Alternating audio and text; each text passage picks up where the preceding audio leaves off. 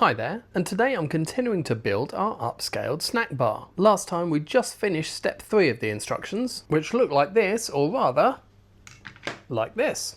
So today we're going to be moving on to step 4, but we're not going to be doing quite all the pieces from this step.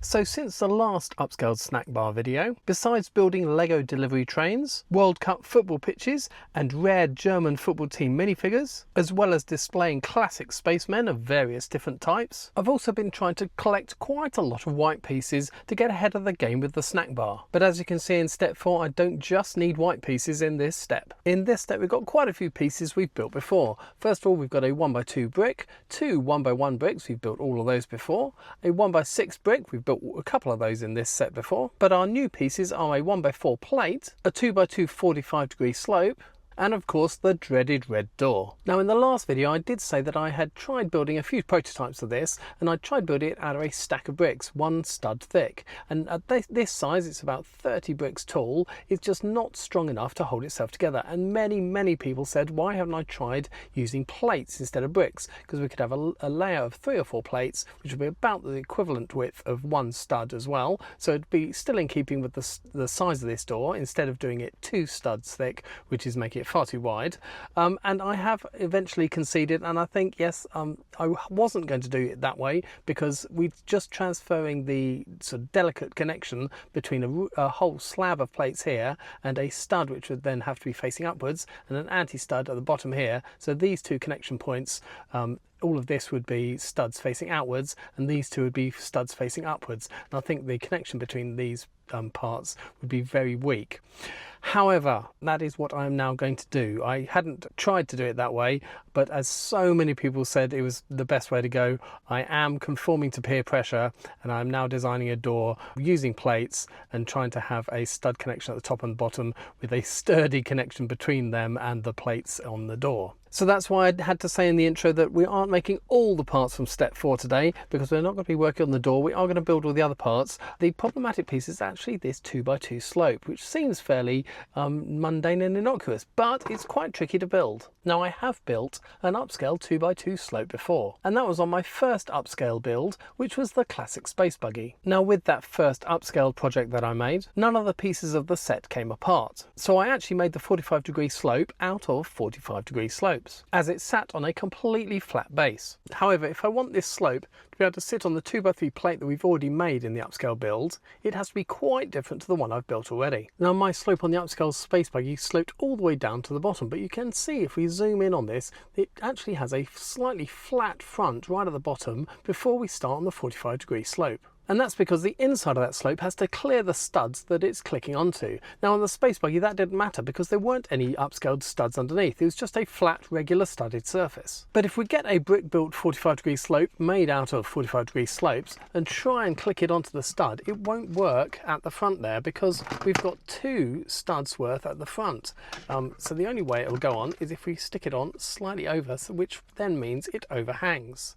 So what we need to do is we need to raise it up by 1 brick. So the easy way to do that is just to stick 1 stud wide bricks on the front, and then it quite happily sits on top of that stud. We've got our slight raise up, and then we go into our 45-degree slope. However, because we've lost one of the slopes, that means this is now 1 stud further this way. So when we stick our 6 studs on top ready to hold our upscaled stud on top of it, you can then see that our slope piece is now 1 stud short of the length that it's meant to be as an upscaled 2 stud wide slope. So we can't make it completely out of 45-degree slopes, because then it won't fit onto the studs, but we also can't make it out of 45-degree slopes with just a brick underneath, because then the whole brick is 1 stud too short, which calls for a complete redesign of the piece and a little bit of fancy studs not on top building techniques. So I am really pleased with my final version of how I'm going to build this later on in the video, and if you're a member of this channel, you'll have seen a photo of a multicoloured prototype version of this, which I posted as a members preview a few weeks ago. It looked pretty good in multicolours, but I'm really hoping it's going to look even better all in black. And I've now now got all the pieces I need to build it, including a couple of these quite rare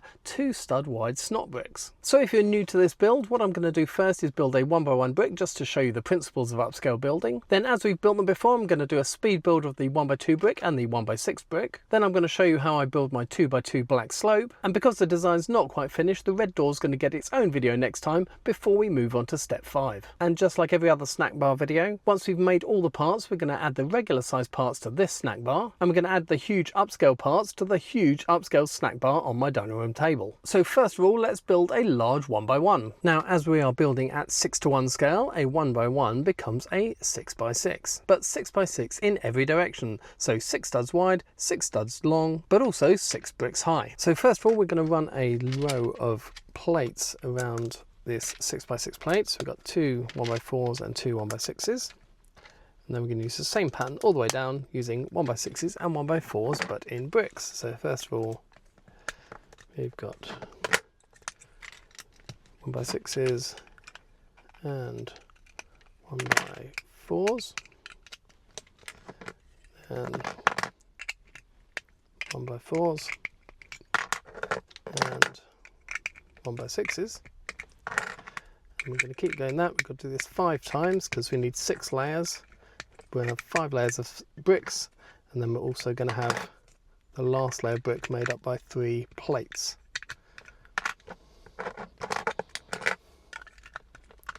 So that's 1, 2, 3 for our last row.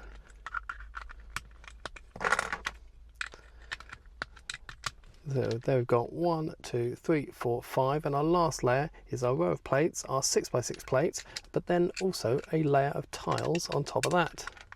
And as we know, 3 plates make a brick, so that gives us our 6 bricks high.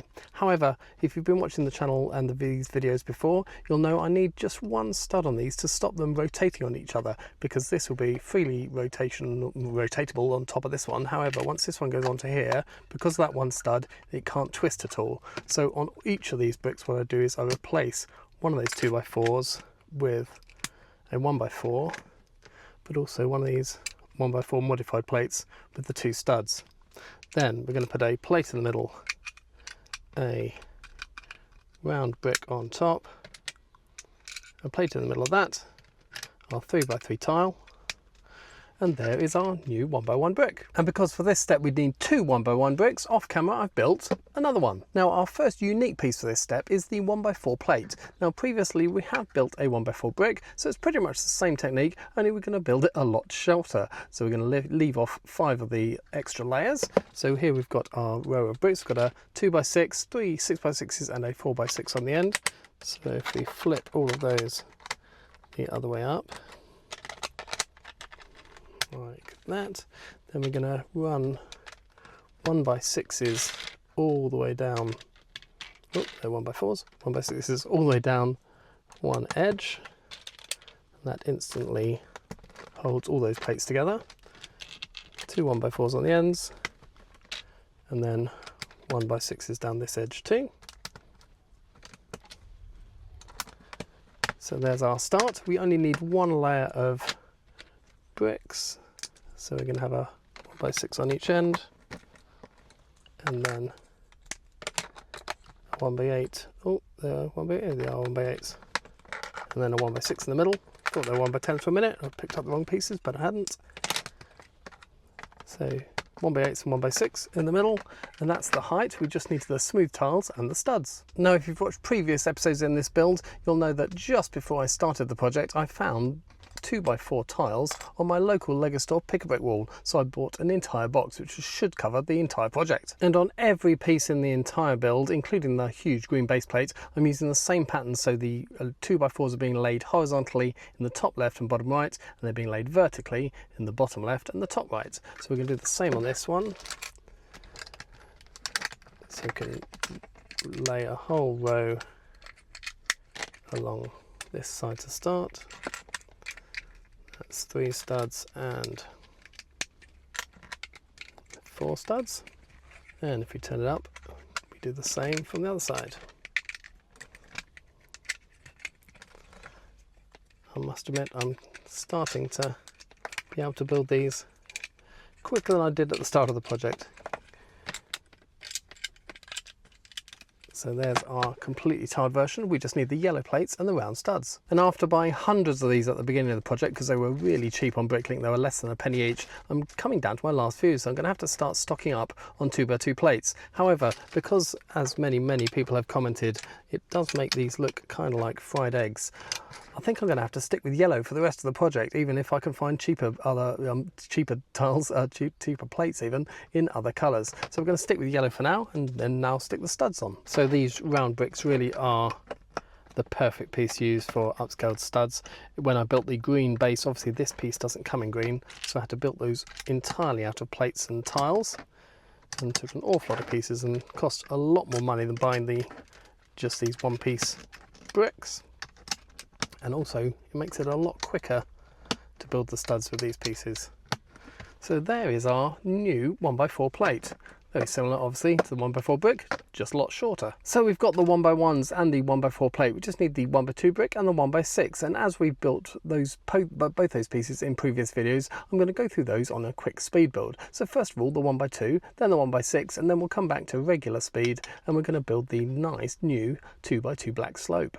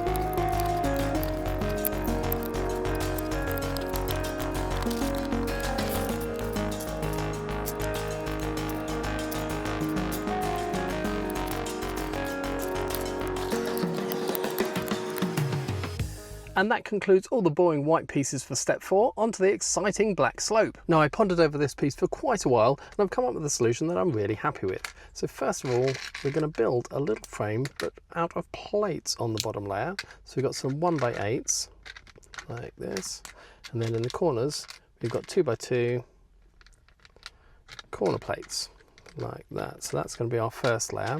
Then we're going to start joining those together. So on this side we've got a 1x10 like that, and then we're going to do the same on the other side, and then along the front and back we're going to use 1x6s,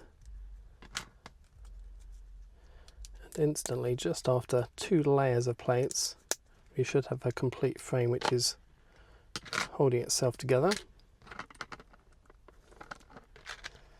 like that, and you can see the size of our 2x2 slope already. Now on top of that we're going to need to have some smooth tiles at the front and some plates at the back. So along the back, this edge, because we need to make sure we don't we cross over our joints, so we're going to have our 1x6 there and another 1x6. Then coming down the sides, we're going to have 2 1x4s, and then we're going to transfer to tiles. We've got a 1x6 tile, 2 along the front of the slope, like that, and another one on this side. And you can see, so we've got a 1 brick high frame, which is just 1 stud wide all the way around. However, we've got smooth tiles along the front and studs on the back. Next I'm going to add 4 layers of bricks, and I actually am going to use an extra stud along here, and I know it won't have anything to add to on the last one, but it was much easier to buy 1x6 tiles than trying to buy something that was 5 long, either 2 1x2s and 2 1x3s, so I thought much easier. We're just going to stick a brick on there, and although it overhangs 1 stud onto the tile, it'll still have enough clutch power to hold itself in place. So we've got a 1x6 down each side and a 1x10 along the back.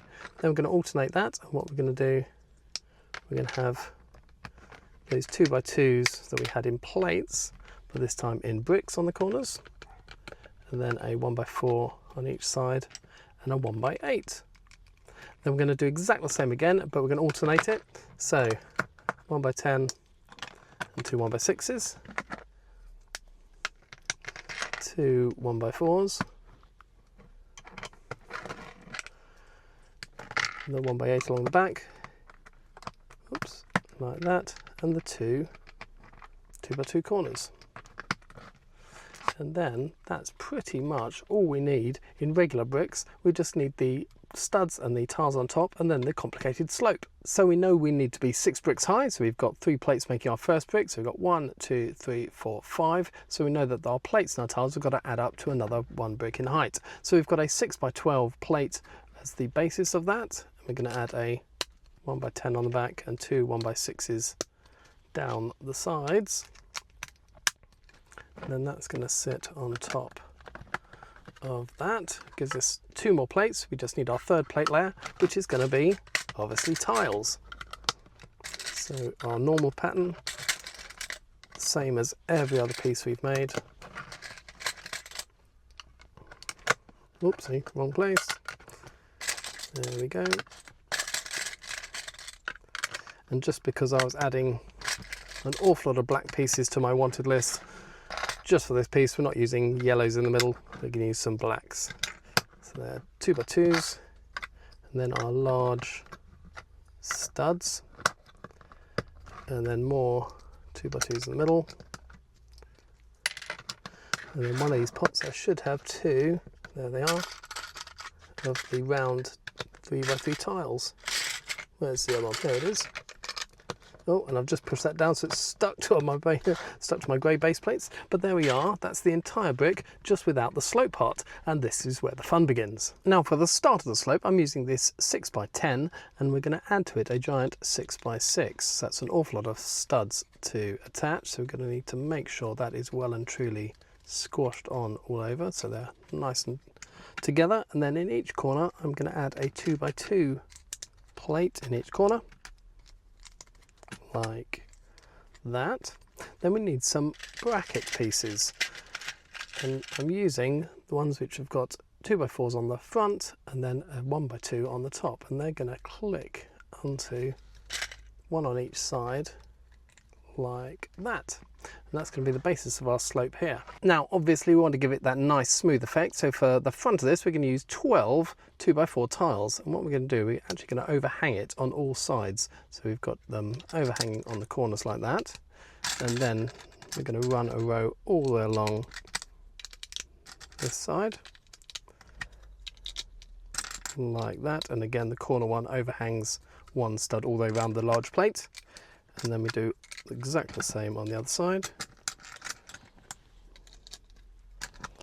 and that gives us our nice smooth finish for our slope. Now because this is going to be sitting at 45 degrees, Lego handily makes an awful lot of 45-degree pieces. So first of all, we've got these 3x3 wedge plates.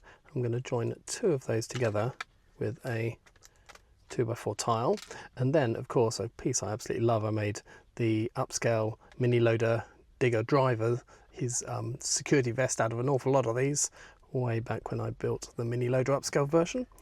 And then we're going to put 4 of these around like that to give us a lovely 45-degree triangle. Now we're going to need 2 of these, so I've already made another one, and they're going to sit on the sides of these panels we made earlier. One on this end and one on the other end like that. So you can see that is going to marry up here and make our nice 45-degree slope. We just need to find a nice technique to hold it in place. Now Lego handily make lots of snot bricks like this 1x2 and this 1x4, but when I was building my prototype I found that clicking these to the underside of the studs in here, just one row of studs made it a little bit wobbly, and I really want this slope to be held on extremely firmly, because if it's going to be used at Lego shows by the general public, it's got to be really sturdy, and as sturdy as we can possibly make it. So then I discovered these pieces. Now I think I have used these once before in one of my tanker builds, but I don't remember when that was or which tanker it was. But I definitely haven't used them in a very long time. I don't think Lego currently make these pieces either, but they do make them in black, which was really handy for me. But we've got 2 rows of studs, so it's going to be held on underneath the upscale studs a lot more firmly. We have got studs on the side we need. We've got some extra ones on the other side. We don't need those, but it's still a nice piece to use. So we're going to put 2 of these on the inside of the slope. Therefore, make sure I put these in the right place. There should be 1 stud back like that, and then the other one down here. Now 2 may be a little bit overkill, but I want it to be as sturdy as possible. And there we go. They are, because they're being held on by so many studs, they're very firm. And then we're going to put a 2x10 on top of those there, and that is really solid now. And then we're going to join the 45-degree slope to the main part of the brick using hinge bricks and 2x2 hinge plates. So we're going to join those up together like that, and then we've got 5 of those in total. So we're going to add all those all the way along this front edge. I could have probably got away with just a few of them. In my prototype I just had 2, but like I said, it's going to be used by the general public. We want it as strong as possible, so let's use as many as we can. Now they all need to be angled at 45 degrees, so they will click onto the plate that we've got on the inside. Now I'm hoping that's about 45 degrees, and then if we push these together, they should click onto that plate on the inside. Now this bit is quite tricky to do, so bear with me a few seconds. Like that. Push them on as hard as we can. Yep, they've now settled in.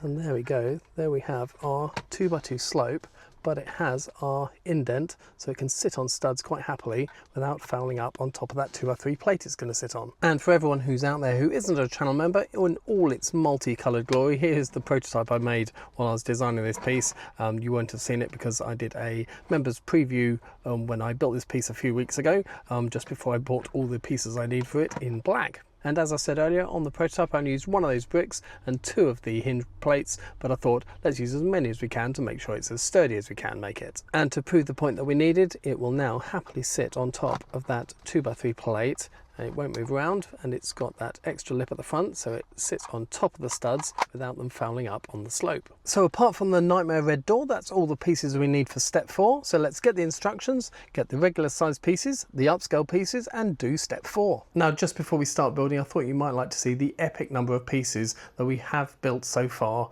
from steps 1 all through to step 4. We of course got that giant green base plate. We've got 2 1x8 bricks, we've got 2 1x6s, we've got 1, 2, 3, 4, 5, 6, 7, 8, 9, 10 1x1s. There's 4 1x2s, and there's 2 1x4s down here. There's obviously that 2x8 grey plate. The slope we built today, that new 1x4 plate. We've got two 2x3 plates for the shelf, for the cash register to go on, and of course a black 2x3 plate to sit on top of them before the slope goes on top of that. And of course not forgetting that huge chunky 2x4 brick we built in step 1. Now this project is costing quite a lot of money. Right at the beginning I mentioned that the green plate alone with all those studs being brick built cost £135 just on its own. And it's also why I have to leave several weeks between each snack bar video, so I can work out how much the next step's going to cost, buy all the bricks and get them ready for the next video. And my channel members really help me out with this. Thank you so much for your support, it really is appreciated, and it helps me out doing all these crazy projects. And if you'd like to help support this build and get your name on a brick in my videos, you can click on the join button below or the link in the description, and that'll tell you how. Or alternatively, if you're buying anything from lego.com like I recently did with the new space pinball machine, which is a really cool brick built pinball machine which really works.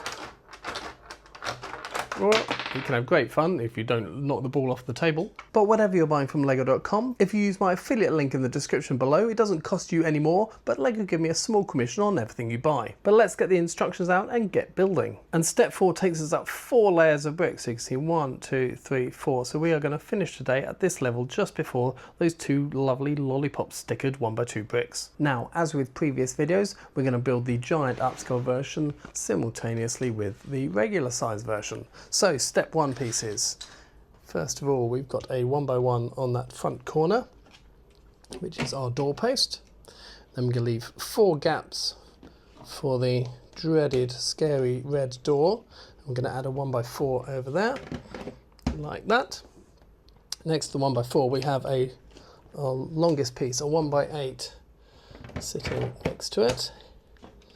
Then turning the corner, a 1x1, and our lovely big chunky 2x4 on the front. And that was step 1.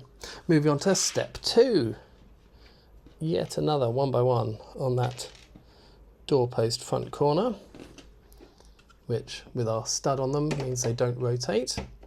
Then opposite to that, we've got another 1x1 going over there. Next to that, we've got a 1x2 there, and then our other 1x8 along there, and then turning the corner, we've got our 1x6 brick, and then the shelf built with those 2x3 plates where the chef can prepare his food and also take the money on the cash register. And there we go, step 2. On to step 3. Yet another 1x1 brick on that doorpost over here. Opposite that, this time we've got a 1x2 there, and like I said, on top of that is going to be those lovely lollipop printed pieces. The other end, oh, going to do the small version, sorry. Other end of the counter, we've got another 1x2, like that, and then turning the corner, a 1x4, and then finishing it off on that front corner with a 1x1. And then also on that step, we had the shelf supports, which were 2 more 1x1s on the 2x3 plates, one there and there, and they go there and there. And then finishing off that step, no, not quite finishing off, we've got the 2x3 black plate, which is going there, and with that weight still not toppling off those 2x3s. And then finally, the huge 2x8 grey plate countertop, which sits on there, and that's where we were up to last time. But then today's pieces, as always, another 1x1 in that front corner, like that. Opposite it, a 1x2 going over there. Then the other end of the counter, a 1x1, and then finishing off that row of bricks, another 1x6 which we built earlier on, and that's our row of bricks, that layer. Now we've got that new 1x4 plate to build the shelf. Now as we get more weight on these 2x3s, I am concerned how many studs are holding these down. How many was it now? We've got 1, 2, 3, 4 studs holding each of these plates. If this starts to topple off, we are going to have to add more studs around these upscale studs just to keep them in place. But let's see how it goes. Never tried this out. So we've got that, and we've got our shelf. That's all okay. Now it'll be this piece which gives too much weight. So we've got our slope going on there. And then of course, see how this goes. Yeah, too much weight. So that does mean we are probably going to need to add more studs around those around the studs on the 2x3 plates. So will it sit there? Sort of. Give me a second, I'll add some more studs on and then we'll be able to see it in its full glory. So on that 2x4 we're using the same technique as on the 1x1, and we replace a 2x4 tile with a 1x4 tile and one of those 1x4 modified plates with 2 studs on it. But we do need some more studs around the outside where those 2x3 plates go. So running along here, along there and down there. So we need some more plates here, and that's not possible using that technique. So what I've got to do this time is I've got a bag full of these, which are 2x2 plates with 2 studs on them and 2x2 tiles. So we're going to swap some of those out for 2x4 tiles. So I've removed 4 of the 2x4 tiles, one here and one here on each of the pairs. So when our 2x3 plate goes up and along, we'll have some extra studs to stick to up here. It'll carry on going along there, and then down this side it'll have some extra studs to stick to down here as well. And the 2x4 ends up looking like this. And the reason I use these plates where they've got more anti-studs clicking down to the plate below than they have studs sticking up is that ensures the piece stays attached to the 2x4 brick, and when we lift the 2x3 plate up, none of these come up with it, because there's more clutch power holding it down than there is trying to pull it up. So with all that reinstated, those 2x3s were being held on with just 4 studs before, but now they're going to be held on by 12 studs, so hopefully that'll be a lot more.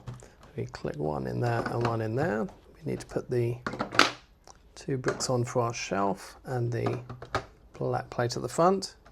It's feeling a lot more sturdy already.